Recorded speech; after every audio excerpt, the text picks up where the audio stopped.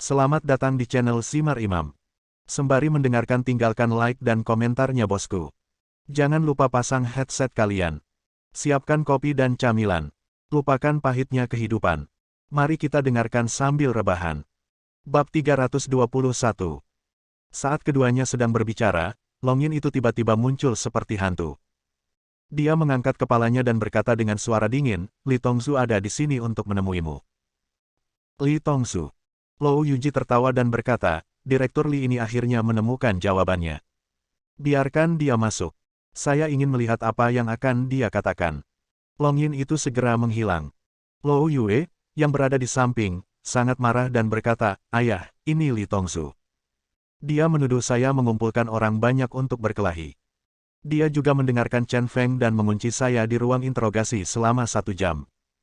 Aku tidak bisa membiarkan dia pergi dengan mudah hari ini. Apa yang terjadi pada Ri adalah aib seumur hidup, dan saat ini, dia masih menyimpan dendam terhadap Li Tongzu. Kang Qihua juga tersenyum dan berkata kepada Lou Yue yang marah, Tuan Lou, mohon bersabar. Jika Li Tongzu ada di sini hari ini, dia pasti sudah menyerah dan mengaku. Anda akan melampiaskan amarah Anda nanti. Pada saat ini, Li Tongzu dapat mengambil inisiatif. Sesampainya di rumah Lou Yuji, tujuannya sudah jelas. Itu karena Chen Feng sudah kehilangan harapan dan memutuskan untuk bergabung dengan keluarga. Saat ini, Li Tongzu berjalan ke aula utama dengan langkah kecil dan cemberut. Begitu dia masuk, dia segera membungkuk dan memberi hormat kepada kedua bos itu, Tuan Lou, Tuan Kang. Hei, Direktur Li benar-benar tidak melihat mataku, kalau tidak, dia tidak akan mengunciku. Bangun tanpa alasan. 1 jam. Melihat Li Tongzu tidak menyapanya, Lou Yue berkata dengan marah. Halo, Tuan Lou. Li Tongzu dengan cepat berbalik dan menyapa Lou Yue lagi. Ekspresi gemetar itu seperti seorang siswa sekolah dasar yang bertemu dengan gurunya. Lou Yuji menyesap teh panas dan menyeka wajahnya. Dia tidak melihat ke arah Li Tongzu dan bertanya dengan suara yang dalam, mengapa Li Tongzu datang ke tempatku yang malang? Bukankah itu cukup tangkap anakku sekali saja? Meskipun pertanyaan ini terdengar lembut, namun mengandung ancaman tersembunyi. Tuan Lou, beraninya saya. Li Tongzu buru-buru menjawab, tetapi Lou Yuji menamparkan meja, wajahnya gemetar, dan dia memarahi dengan keras, kamu begitu besar dan berani, kamu berani menangkap anakku, dan kamu bahkan tidak melihat berapa beratmu. Suara ini mengejutkan Li Tongzu. Entah karena kepanasan atau ketakutan, tapi ada keringat di seluruh pipiku. Dia menyeka keringat dengan satu tangan dan menatap Lou Yuji. Ekspresi marah pihak lain benar-benar mengintimidasi dan sombong. Direktur Li, apa yang kamu lakukan di sini? Ayo kita bicarakan secepatnya.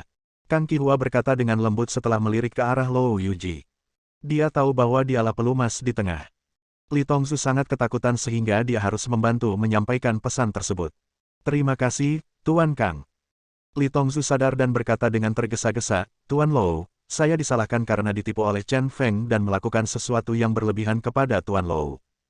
Hari ini, saya di sini untuk meminta maaf. Sebagai selama Tuan Lou Anda selalu bisa memaafkan saya, tidak peduli apa yang Anda lakukan.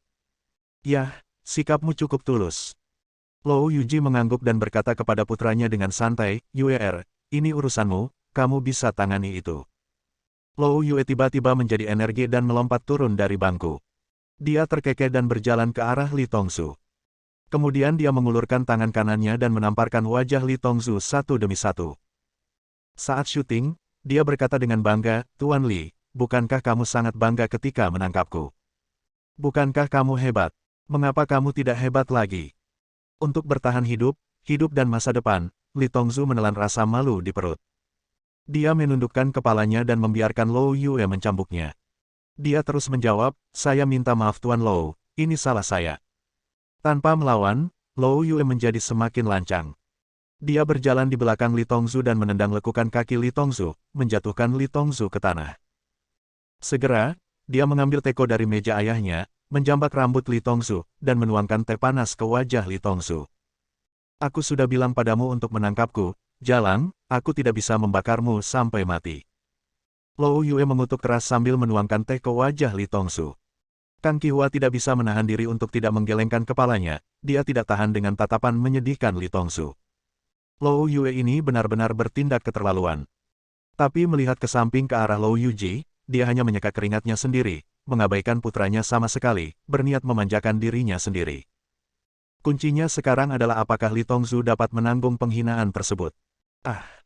Pada saat ini, Li Tongzhu meratap, dan dari waktu ke waktu gelombang kemarahan yang luar biasa melonjak. Namun, di saat kritis, dia tetap melampiaskan amarahnya dan menahannya. Meski tehnya tidak terlalu panas, namun tetap saja membuat wajahnya memerah. Untuk mencapai posisi ini hari ini, saya telah melihat semua wajah orang lain dan menderita semua perundungan dari orang lain. Siapa yang tahu betapa memalukannya penderitaan yang harus dialami seorang kepala aula yang bermartabat. Sudah hampir 10 tahun, saya sudah menanggungnya selama hampir 10 tahun. Lalu tahan untuk yang terakhir kalinya. Berhenti. Tepat ketika Lou Yue sedang bersenang-senang, Lou Yuji akhirnya menghentikannya. Oh, aku belum cukup bersenang-senang. Lou Yue duduk kembali di bangku dengan marah. Lou Yuji melemparkan handuk ke wajah Li Tongzhu dan berkata, bersihkan. Terima kasih, Tuan Lou. Wajah yang tertutup itu penuh dengan keganasan, tetapi ketika Li Tongzhu melepas handuk itu, wajahnya dengan cepat menjadi senyum. Dia menyeka wajahnya, dan wajah aslinya yang anggun menjadi semerah pantat monyet. Lou Yuji berkata dengan suara yang dalam, kamu menangkap anakku tanpa alasan dan mengurungnya selama 1 jam. Kamu pantas menerima hukuman ini. Jika kamu tidak menerima hukuman ini, kamu tidak memenuhi syarat untuk terus berbicara denganku. Li Tongzhu mengangguk cepat dan berkata, ya, Tuan Lou menjawab ya. Katakan padaku, apa yang kamu inginkan dariku? Meskipun dia tahu tujuan pihak lain, Lou Yuji tetap bertanya. Ini hanya berarti jika pihak lain mengatakannya. Li Tongzhu mengertakkan gigi dan kemudian berkata, Tuan Lou, saya tidak berdaya dan dikucilkan dalam sistem. Selama bertahun-tahun, bukan saja saya tidak dipromosikan, tetapi saya hampir tersingkir. Itu sebabnya saya beralih ke Chen Feng. Saya harap dia dapat memberi saya kesempatan untuk promosi. Namun, menilai dari apa yang terjadi hari ini, saya salah. Chen Feng hanyalah orang gila yang tidak dapat dipercaya. Saya harap Tuan Lou dapat menerima saya. Saya pasti akan melakukannya, patuhi kata-kata Tuan Lou mulai sekarang, saya akan menjadi anjing Tuan Lou yang paling setia. Berbicara tentang kata anjing itu, hati Li Tongzhu terasa sangat sakit. Tapi tidak ada jalan lain, hanya ini jalan satu-satunya yang bisa dia ambil. Haha. Lou Yuji mengangkat kepalanya dan tersenyum, lalu berkata, Direktur Li akhirnya bertobat. Selama Anda membantu saya menyelesaikan satu hal, saya akan menerima Anda sebagai murid saya, dan saya akan menjamin bahwa Kongres Rakyat tahun ini ya. Kamu akan dipromosikan dengan lancar. Jangan menyerah pada anjing yang datang ke rumahmu tanpa alasan. Selain itu, anjing ini juga memiliki kegunaan yang luar biasa. Jika Tuan Lou ada urusan, tanyakan saja padanya. Mata Li Tongzhu akhirnya berbinar. Lou Yuji berkata, ini hal yang sangat sederhana. Saya hanya meminta Anda mengalahkan Chen Gila untuk saya. Bab 322. Mata Zhang Xinyan kusam, dan dia memegang sumpit di tangan kanannya dan terus menyodok mangkuk mie instan secara acak. Mie di dalam mangkuk telah direndam dan dipecah-pecah, tapi dia tidak menyadarinya sama sekali. Dalam waktu kurang dari 6 hari, berat badannya turun banyak. Hilangnya Chen Feng sepertinya telah merenggut jiwanya dan mengubahnya menjadi zombie berjalan. Deng-deng. Saat itu, ada ketukan di pintu. Orang gila. Zhang Xinyan tiba-tiba berdiri dan berlari membuka pintu. Pikirannya dipenuhi dengan Chen Feng, dan dia tidak berpikir bahwa Chen Feng memiliki kuncinya, atau bahwa Chen Feng dapat membuka pintu sendiri. Dia hanya merasa Chen Feng harus kembali. Terkadang semakin besar ekspektasinya, semakin besar pula kekecewaan pada akhirnya. Setelah membuka pintu, ketika dia melihat orang di depannya, wajahnya yang lembut tiba-tiba dipenuhi kekecewaan. Orang yang mengetuk pintu bukanlah Chen Feng, tapi Fo Yin. Fo Yin, ada apa? Meski kecewa, Zhang Xinyan menahan emosinya dan bertanya dalam bahasa Inggris standar. Statusnya sebagai guru bahasa Inggris memungkinkannya berkomunikasi dengan Fo Yin tanpa hambatan apapun. Fo Yin mengatupkan kedua tangannya. Meski awalnya tenang, ada sedikit rasa gugup di wajahnya. Dia berkata, Ratu Suci, saya baru mengetahui bahwa 2 orang dengan identitas mencurigakan telah memasuki gedung ini. Demi keselamatan, Anda harus mencari tempat bersama saya untuk bersembunyi sebentar. Untuk master di level mereka, itu mudah bagi mereka untuk melakukan hal tersebut. Kekuatan seseorang dapat dinilai dari bentuk tubuh, gerak kaki atau aura yang dipancarkannya. Baru saja, dia berada di atap gedung dan melihat dua pria dengan momentum luar biasa dan pakaian aneh memasuki koridor. Momentum salah satu dari mereka sebenarnya tidak lebih lemah dari momentum Chen Feng. Untuk berjaga-jaga, dia turun dan meminta Zhang Xinyan untuk berlindung. Zhang Xinyan tertegun sejenak, merasakan kegugupan Foyin. Masih ada dendam pada awalnya, tetapi ketika dia berpikir bahwa orang ini ditinggalkan oleh Chen Feng untuk melindunginya, dia merasa sangat percaya dari lubuk hatinya. Bolehkah aku masuk dan ganti baju? Sebentar lagi. Dia menatap piyama yang dikenakannya dan tersenyum canggung. Karena sudah malam dan di rumah, saya berpakaian santai. Gaun tidur merah ramping dengan banyak potongan renda, sangat seksi. Awalnya ini dimaksudkan untuk dikenakan oleh Chen Feng setelah Chen Feng kembali untuk menghilangkan penyakit cintanya. Namun jelas tidak pantas untuk mengenakan pakaian ini di tempat lain. Foyin memandang Zhang Xinyan, matanya saleh dan tidak menunjukkan hujatan. Dia hanya berkata dengan malu, aku hanya khawatir ini sudah terlambat. Ding! Pada saat ini, pintu lift tidak jauh dari sana terbuka. Dua pria berpakaian aneh berjalan langsung menuju rumah Zhang Xinyan tanpa penjelasan apapun. Salah satunya adalah Long Yin. Dia memiliki rambut perak panjang, berpakaian putih, dan memiliki temperamen yang suram. Orang lain berpakaian lebih aneh lagi. Dia mengenakan mantel hitam panjang, dengan topi dan topeng hitam besar. Di bawah pinggiran topi, sepasang mata yang sangat sipit dan menyeramkan terlihat. Pakaian ini sama persis dengan pakaian si bisu di laut hari itu. Tutup pintunya dan sembunyi di dalam rumah. Merasakan bahaya, Foyin mendorong Zhang Xinyan masuk dan menutup pintu. Dia mengatupkan kedua tangannya, mengenakan topeng hitam, dan memblokir pintu. Kemudian dia bertanya dengan suara yang dalam, siapa kamu? Long Yin dan pria bertopeng itu sepertinya tidak mengerti bahasa Inggris dengan baik dan tidak menunjukkan respon. Long Yin berbisik di telinga pria bertopeng, bisu, orang ini harus menjadi orang yang melindungi Zhang Xinyan. Jika Anda ingin membunuh Zhang Xinyan, Anda harus membunuh orang ini terlebih dahulu. Orang bernama bisu ini tidak bisu. Dia sangat mendominasi dan berkata, saya tidak membunuh orang. Membunuh adalah urusan Anda. Saya hanya membantu Anda melewati semua rintangan. Yinlong berkata, kalau begitu, kalahkan orang ini dan saya akan melakukan pembunuhan. Kata si bisu lalu dia mengangguk, matanya menjadi gelap, dan dia bergegas menuju Foyin dengan langkah cepat. Dia sangat cepat, sosoknya melonjak, dia melompat tinggi, dan meninju Foyin. Tangan welas asih. Foyin layak dengan pakaian Buddhisnya, dan gerakan yang dia gunakan juga berhubungan dengan kata-kata Buddha. Telapak tangannya tebal dan dia menggunakan telapak tangannya untuk mengepal, bertarung sengit dengan si bisu. Di koridor sempit, ada dua sosok yang bergerak mengelilingi satu sama lain. Gerakan Foyin terbuka lebar dan tertutup, dan tubuhnya sangat stabil, seperti gunung yang tidak bergerak. Sebaliknya, bisu lincah dan bersinar, serta gerakannya aneh dan galak. Keduanya bertarung sengit dalam waktu yang lama, namun masih belum ada pemenang. Long Yin melipat tangannya di dada dan hanya menonton, tidak berpartisipasi dalam pertempuran. Kali ini dia hanya punya satu tujuan, yaitu mengamati kekuatan si bisu dan apakah dia layak dirayu oleh keluarga Kang. Saat ini, nampaknya kekuatan orang tersebut memang luar biasa. Setidaknya, baik si bisu maupun pria bertopeng di seberangnya lebih kuat darinya.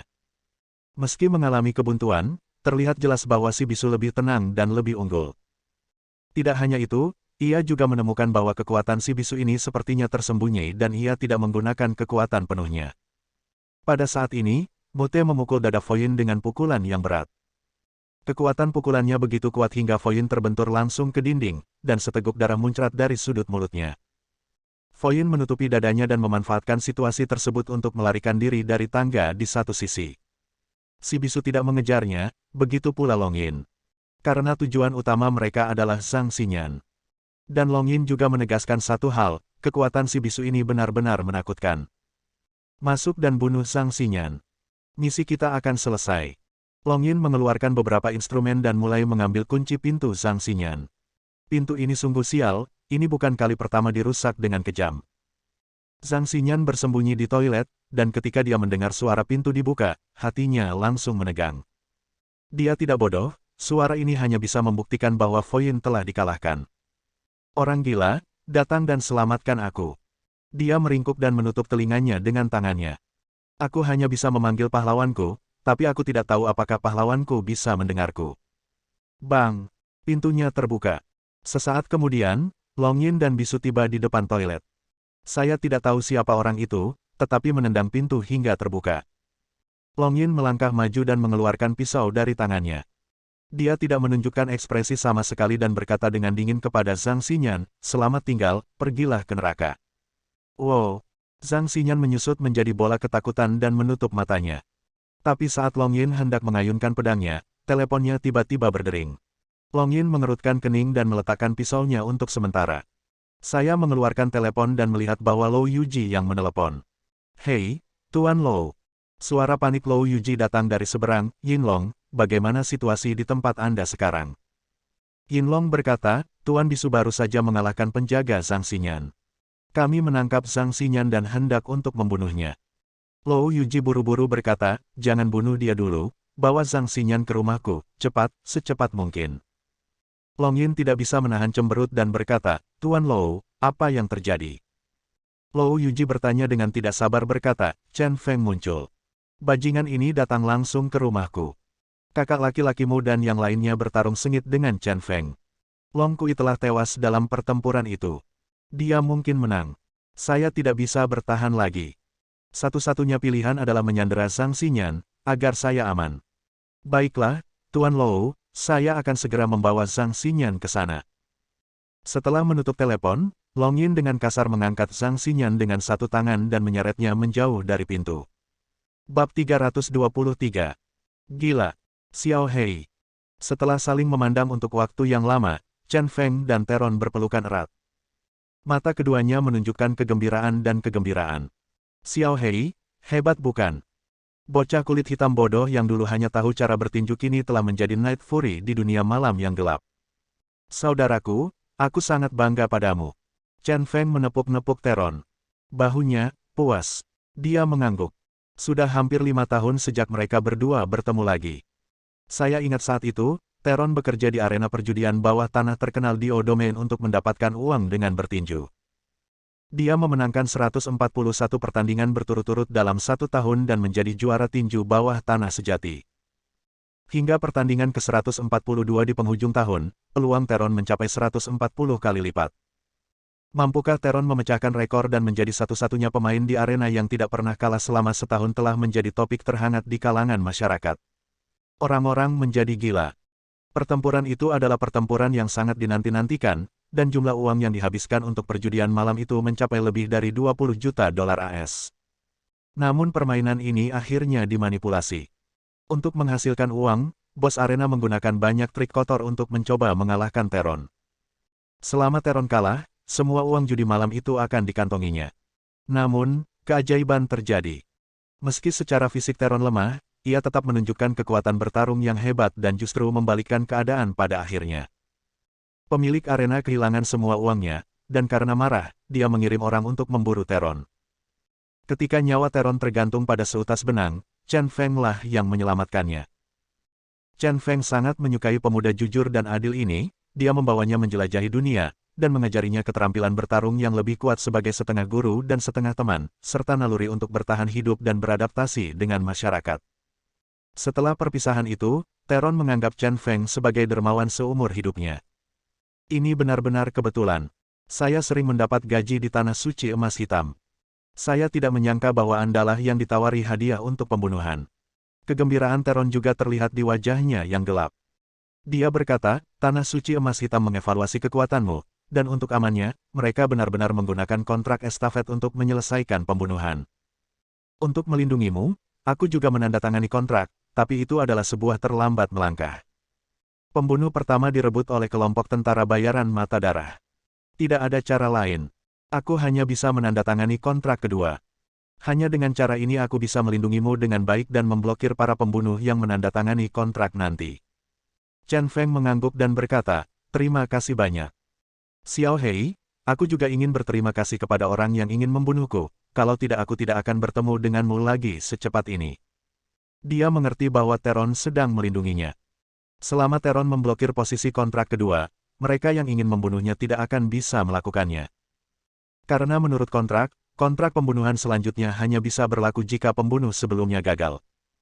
Ulasan tanah suci emas hitam sangat ketat, dan jika Anda melakukan kesalahan, Anda mungkin tidak mendapatkan uang.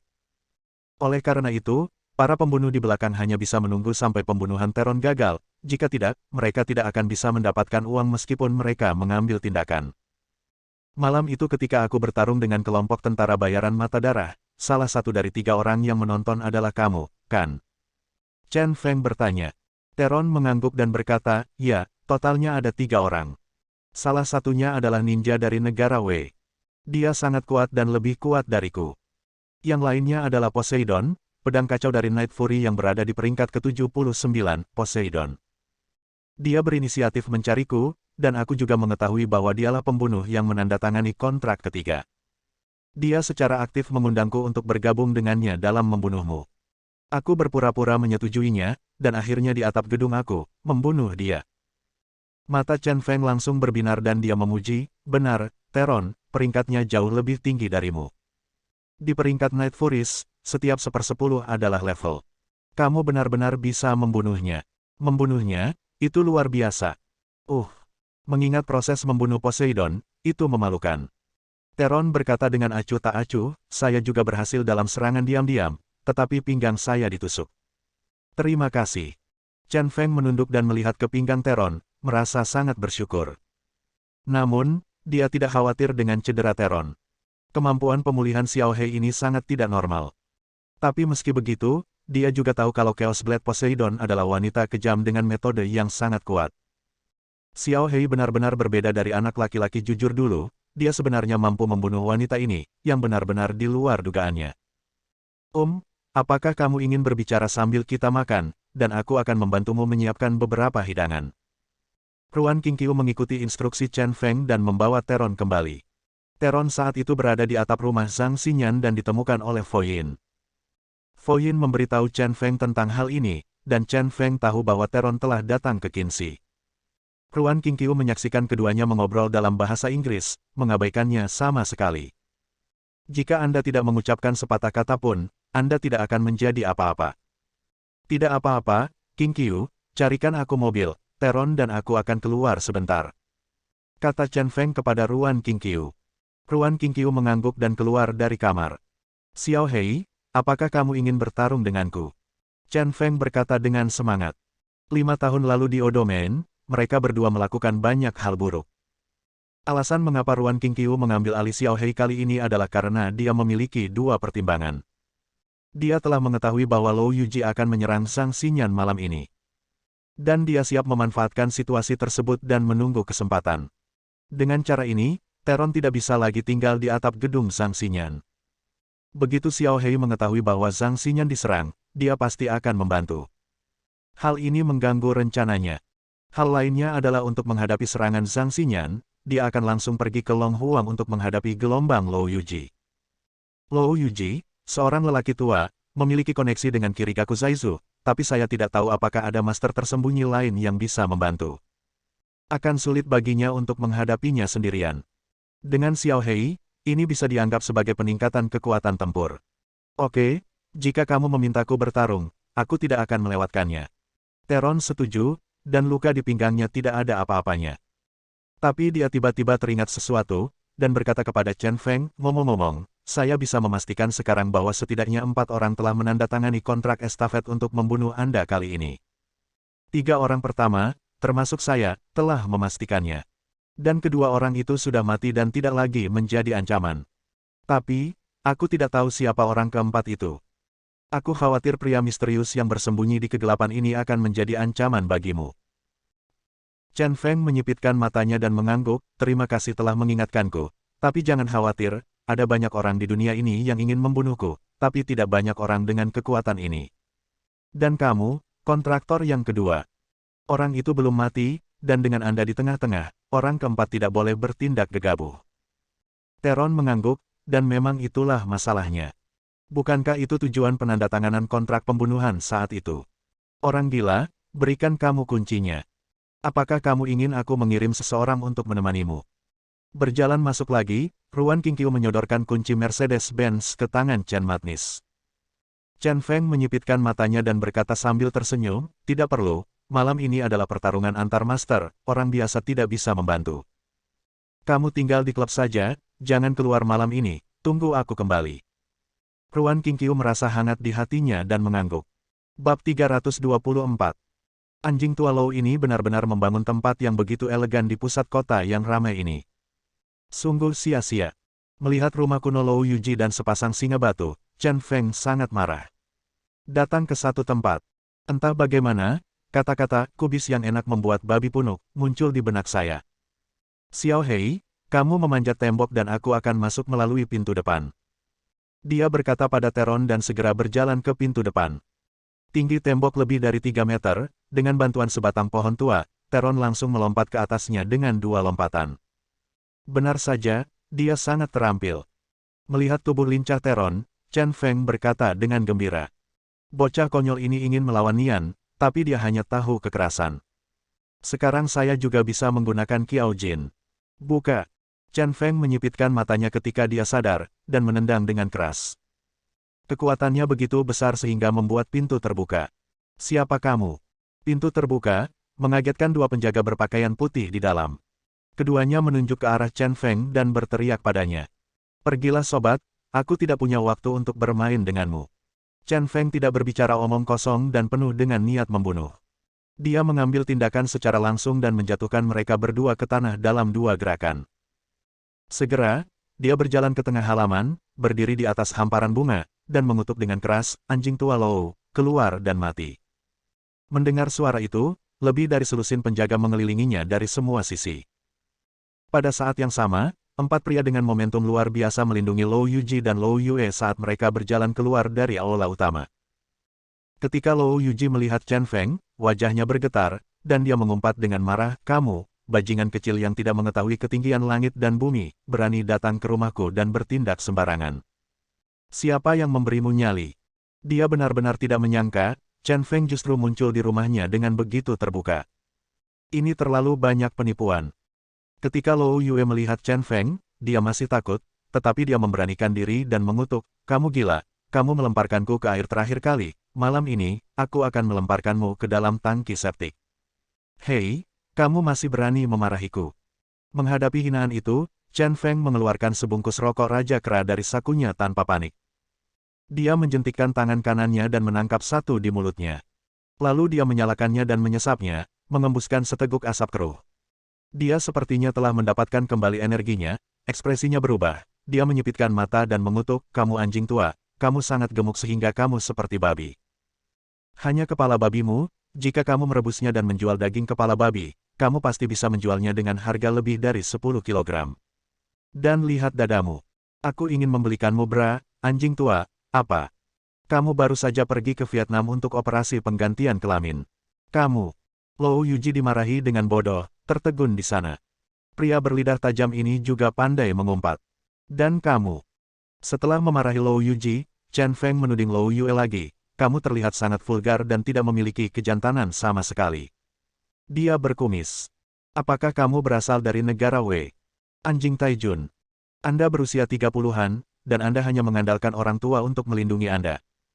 Anda menggunakan kekuatan keluarga untuk melakukan kejahatan di luar. Anda terlihat seperti anjing kurus, yang kekurangan makanan. Lebih baik tidak keluar dan mempermalukan dirimu sendiri. Kembalilah. Ayo minum susu ayahmu di rumah. Aku baru tahu sekarang bahwa ayahmu memberimu susu selama operasi penggantian kelamin. Lihat betapa kekurangan gizinya kamu. Mulut Chen Feng benar-benar menjijikkan dan kejam. Serangkaian kata-kata yang berderak dan kejam. Dia memarahi Lou Yuji sampai dianggap bodoh, dan bahkan memarahi Lou Yue hingga dia hampir menangis. Ayah dan anak ini, dengan mengandalkan kekuatannya, selalu menindas orang lain, dan mereka tidak tega dihina oleh orang lain. Chen Feng, kamu hanyalah anak sombong yang mengucapkan kata-kata kotor. Kamu seharusnya dijatuhi hukuman mati di Yanjing saat itu, sehingga kamu, orang gila, akan masuk ke neraka tingkat 18. Lou Yuji akhirnya membalas setelah berbicara, rasa frustrasi di hatiku akhirnya sedikit mereda. Chen Feng menyipitkan matanya dan berkata dengan suara dingin, menghukum mati saya. Jika Anda bukan sampah seperti anjing yang menjilati dan menjilati pantat saya, apakah kebajikan Anda cukup untuk membahas hidup dan mati saya? Sudah kubilang, saat aku kembali, selain Tuan Yan, salah satu dari 7 orang yang Anda adakan dalam rapat hari itu tidak akan dilepaskan. Saya akan mulai dengan Anda hari ini dan memberitahu Anda apa murka langit. Lou Yuji mendapat balas dendam dan berteriak, kamu pengganggu dan pengganggu. Kamu tahu siapa yang mengirimmu ke penjara, kenapa kamu tidak mencari mereka? Karena kamu tidak pantas itu. Kamu hanya seekor semut sekarang. Orang-orang itu dapat menghancurkanmu sampai mati kapan saja. Kamu adalah anak yang sombong, kamu hanya datang untuk menggertakku, seorang pensiunan orang tua. Hei, kamu menjadi lebih tajam dengan mulut milikmu. Chen Feng mencibir dan berkata, sekarang mulutmu menjadi lebih tajam, aku tidak akan mengikutimu. Permisi.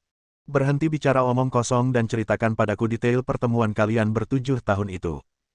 Aku akan melepaskanmu dan putramu hari ini. Kalau tidak, rumah tua ini akan berlumuran darah. Wajah Lou Yuji bergetar dan dia tertawa, Chen Feng, kamu benar-benar ingin mengetahui kisah dalam insiden darah surgawi dan bagaimana kamu berakhir di penjara. Tapi izinkan saya memberitahu Anda, jika Anda ingin mendapatkan jawaban dari saya, tidak mungkin. Masalah ini adalah rahasia besar di Kerajaan Naga, dan tidak ada sepatah kata pun yang dapat diungkapkan. Jika dia mengatakannya, beberapa orang itu tidak akan membiarkannya pergi. Jika itu masalahnya, maka ayah dan anakmu, pergilah ke neraka. Mata Chen Feng menjadi dingin, dan niat membunuh tiba-tiba muncul. Jika yang lunak tidak bisa, maka Anda hanya bisa menggunakan yang keras.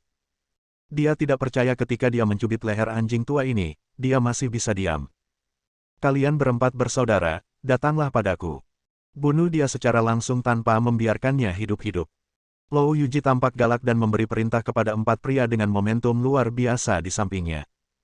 Keempat orang ini adalah 4 naga lainnya dari 5 naga. Para penjaga yang dibesarkan oleh Lou Yuji jarang membawa senjata. Di antara lebih dari 10 orang saat ini, hanya ada 4 senjata. Namun, mereka tidak berani menembak tanpa perintah Lou Yuji. Lou Yuji secara alami tahu bahwa meskipun dia menembak Chen Feng, dia tidak dapat membunuhnya, itu hanya bergantung pada apakah keempat naga ini dapat membunuh Chen Feng. Halaman persegi ini sangat cocok untuk berperang. Pada saat ini, Chen Feng dengan cepat bertarung dengan keempat naga itu. Setelah beberapa gerakan, Chen Feng diam-diam ketakutan. Keempat orang ini juga sangat kuat dalam pertempuran, dan mereka semua dekat dengan kekuatan Night Fury. Di antara mereka, yang tertua, Fat Dragon, adalah pria gemuk yang sangat fleksibel, dia tidak tahu jenis kungfu apa yang dia latih, tapi dia sebenarnya bisa menggunakan lemak tubuhnya untuk mengurangi kekuatan serangan Chen Feng. Gerakan ini sangat mirip dengan kapas pelepas kekuatan yang ditampilkan di TV. Anak kedua membunuh naga itu, dengan cakar baja di punggung tangan kanannya. Gerakannya sengit dan brutal, setiap cakar digunakan untuk menghancurkan batu dan pohon, dan kekuatan serangannya sangat kuat. Kakak keempat, Kui Long, bertubuh tinggi dan berotot. Tidak ada instruktur kebugaran di gym yang sekuat dia. Dia sangat kuat dan memiliki kulit kasar serta daging yang tebal. Memukulnya dengan tinju seperti memukul baja. Lao Wuxielong adalah ahli senjata tersembunyi. Sambil memegang anak panah Willow, dia bersembunyi di balik 3 naga lainnya dan tiba-tiba menyerang Chen Feng. 1 orang menghadapi 4 orang dan bermain imbang dengan mereka. Bunuh. Dia meninju Willow dengan keras dan berteriak.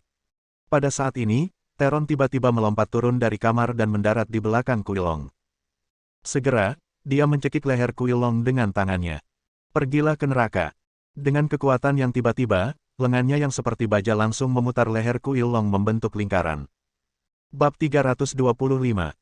Seorang pria kulit hitam jatuh secara misterius dan langsung membunuh Willow. Adegan ini membuat Lou Yuji tercengang. Cepat, antar aku masuk. Lou Yuji dan Lou Yue, dikawal oleh beberapa penjaga, bersembunyi di aula utama. Dia mengeluarkan ponselnya dan segera menelepon Long Yin. Chen Feng muncul. Bajingan ini datang langsung ke rumahku. Kakak laki-lakimu dan yang lainnya bertarung sengit dengan Chen Feng. Long sudah mati dalam pertempuran itu. Dia mungkin tidak akan bisa bertahan lagi. Kita punya untuk menyandera Zhang Xinyan. Aku agar aman. Menderu keras ke telepon, Lou Yuji panik. 4 bersaudara dari 5 naga asli nyaris tidak berhasil bermain imbang dengan Chen Feng. Kini Chen Feng memiliki pembantu tambahan bernama Xiao Hei yang memiliki kekuatan luar biasa bahkan membunuh Long. Yang satu surut dan yang lainnya surut, dan 3 naga lainnya pasti tidak akan bisa menghentikan satu sama lain. Ini akan menjadi masalah waktu sebelum Chen Feng masuk. Bajingan ini tidak bermain sesuai rutinitasnya, dan justru mempermainkan Huang Long. Saya sudah melakukan semua tindakan pencegahan, tetapi saya tidak pernah berpikir ini akan terjadi. Untungnya, dia mengambil tindakan terlebih dahulu dan mengizinkan Long Yin menangkap wanita Chen Feng. Dengan adanya wanita ini di sini, ada jaminan. Setidaknya Chen Feng tidak akan pernah berani membunuhnya. Halo, Tuan Lou, saya sangat menderita akhir-akhir ini. Saat Lou Yuji sedang bersukacita, sebuah suara tiba-tiba datang dari kamar. Dia terkejut dan segera mendongak. Tanpa diduga, dia menemukan Kirigaku Zaizu bersandar di dinding. Siapa itu? Penjaga berbaju putih merespon dengan cepat dan segera menempatkan Lou Yuji dan Lou Yue di belakangnya untuk melindungi mereka. Jangan khawatir. Lou Yuji mendorong penjaga itu menjauh, tertawa, dan kesedihan di wajahnya menghilang. Dia juga bisa berbicara bahasa Jepang dan berkata dalam bahasa Jepang, Tuan Kirigaku Zaizu, kamu sangat merindukanku. Kemana saja kamu akhir-akhir ini? Ketika dia bertemu Kirigaku Zaizu, dia tiba-tiba menjadi tulang punggung. Saya pernah mengunjungi negara Wei dan memiliki hubungan dekat dengan banyak kekuatan di negara Wei. Kali ini, untuk menghadapi Chen Feng, salah satu temannya dari negara Wei memperkenalkannya kepada ninja dari negara Wei yang kebetulan berada di Qinxi. Menurut teman itu, Kirigaku Zaizu ini adalah ninja paling berprestasi di seluruh negara Wei, dan kekuatannya tak terduga. Meskipun dia tidak ada dalam daftar Night Fury, dia jauh lebih kuat daripada Night Fury biasa. Orang ini cukup untuk membunuh Chen Feng. Hari itu, Kirigaku Zaizu kehilangan kontak, dan akhirnya mendapat telepon, namun dia mengatakan bahwa Liu Jingbai telah melarikan diri. Itu hanya membuatnya kesal. Yang membuatnya semakin marah adalah sejak itu tidak ada kabar lagi tentang Kirigaku Zaizu. Untungnya, di saat kritis, orang tersebut akhirnya muncul. Kirigaku Zaizu menggaruk kepalanya dan berkata dengan sedih, sungguh, ponselku rusak. Untungnya, kartu teleponnya masih hidup. Aku akhirnya menghubungimu, tapi beritahu aku alamatnya dan bagaimana menuju ke sana. Benar-benar tidak punya simpati sama sekali. Aku tidak kenal tempat ini, dan ketika aku menanyakan arah, mereka bilang aku berpakaian aneh dan tidak membantuku. Aku berlari ke sana kemari, dan aku tidak tahu caranya. Saya pergi ke pegunungan Qinling untuk berjalan-jalan. Saya hampir pergi ke pegunungan untuk berlatih dengan seorang pendeta Tao. Jika sekelompok siswa yang sedang bermain cosplay tidak menemukan saya mungkin akan menghabiskan seluruh hidup saya di pegunungan Qinling. Berbicara tentang pengalaman ini, Kirigaku Zaizu sangat sedih. Dia hanya ingin menanyakan arah, kenapa bergelombang sekali. Lou Yuji langsung memasang ekspresi gelap di wajahnya, Kirigaku Zaizu ini sangat kuat, tapi dia mungkin tidak memiliki otak yang baik. Dia akhirnya mengerti mengapa dia tidak bisa menghubungi pihak lain pada akhirnya. Dia pergi ke pegunungan untuk menjadi pendeta Tao, dan ada sinyal kentut. Dia tidak peduli tentang ini sekarang, dan dia berkata dengan tergesa-gesa, setelah saya menyelesaikan pekerjaan saya pasti akan membiarkan bawahan saya bertindak sebagai pemandu wisata untuk membawa Anda bersenang-senang di Qinxi. Sekarang, ada orang jahat di luar yang menginginkannya untuk membunuhku. Cepat, keluar, bunuh dia dan lindungi aku. Ini benar-benar keputusasaan, aku tahu itu. Tapi aku masih dalam kesedihan dan tidak ingin bertarung dengan siapapun. Kirigaku Zaizu masih bersandar pada dinding dengan sedih, dengan mata yang dalam. Dalam hati Lou Yuji, ribuan kuda rumput dan lumpur berlari kencang. Dia berdoa, berhentilah menjadi emosional sekarang. Bagaimana kamu bisa keluar dan menantang? Kirigaku Zaizu segera berdiri tegak, meregangkan lehernya dan berkata, aku jatuh cinta dengan gadis yang aku culik terakhir kali. Bisakah kamu mengizinkan aku berkencan dengannya? Aku ingin membawanya kembali ke Tokyo untuk punya bayi. Lou Yuji sekali lagi memiliki garis hitam di wajahnya. Ini tidak sama. Tapi dia sepertinya mengerti bahwa alasan mengapa Liu Jingbai bisa melarikan diri dari Kirigaku Zaizu pasti karena jebakan kecantikan. Dia mengertakkan gigi dan berkata dengan cemas, oke, aku berjanji, selama kamu membunuh Chen Feng, aku akan membawa gadis itu kepadamu. Oke, aku akan pergi. Suasana hati Kirigaku Zaizu berubah dengan cepat, dan bergegas keluar dari aula utama. Ini sungguh memalukan. Lou Yuji, yang telah begitu banyak disiksa, hendak mengutuk. Melihat punggung hantu itu, dia menarik kembali kata-kata kutukan itu. Keputusasaan putih, kita bertemu lagi. Chen Feng dan Teron membunuh naga hitam itu lagi dan melukai naga gemuk itu. Kelima naga itu akan segera dihancurkan. Namun, saat ini, suara Kirigaku Zaizu terdengar. Dia mengusir naga gemuk itu dengan satu pukulan, menyipitkan matanya ke arah Kirigaku Zaizu, dan berkata dengan marah, "Kamu waria sialan, kenapa kamu ada di mana-mana?" Kirigaku Zaizu mengetuk kepalanya dan berkata, "Maaf. Saya dipercaya oleh seseorang yang bekerja untuk lelaki tua gendut ini. Selain itu, lelaki tua gendut ini berkata dia akan membawa wanitaku ke sini dengan syarat aku membunuhmu. Jadi, aku hanya bisa membunuhmu. Itu untukmu." Seorang waria mati dengan warna merah mata, gadis apa yang bisa jatuh cinta padamu? Chen Feng berkata dengan jijik. Kirigaku Zaizu tidak menyembunyikan apapun dan berkata, "Itu gadis yang aku culik terakhir kali.